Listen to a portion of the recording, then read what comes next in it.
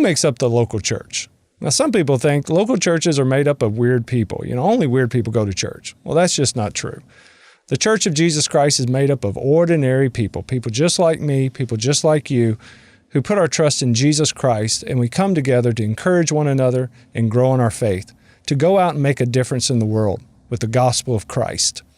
When you study the book of Acts and you read about the first church when it began, there was 120 people in an upper room in Jerusalem the day God sent His Holy Spirit upon that group, and they turned the world upside down.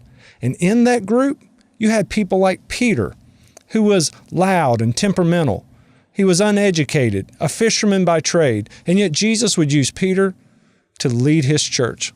You had people like James and John, two brothers, whom Jesus Himself said, they are the sons of thunder. That gives you a little glimpse of what kind of family they came from.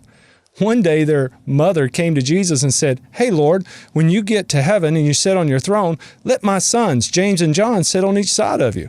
You're talking about a brash woman. She was bold. Then you had Andrew. Andrew was Peter's brother, and as loud as Peter was, Andrew was the direct opposite. Very quiet, very content to be behind the scenes, but he had a heart for folks. And what we know about Andrew was he would go to folks and say, "Hey, come follow Jesus with me." And then you had Matthew. Matthew was probably the most hated man in the group because he was a tax collector.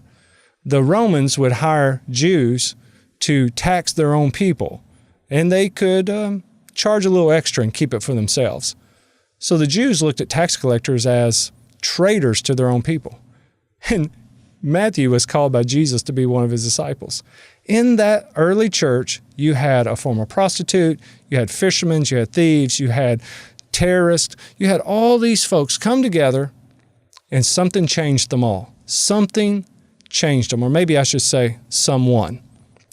Jesus Christ changed their hearts. And He took all these personalities, a ragtag bunch, and He made them one. And that's what God does today in our churches.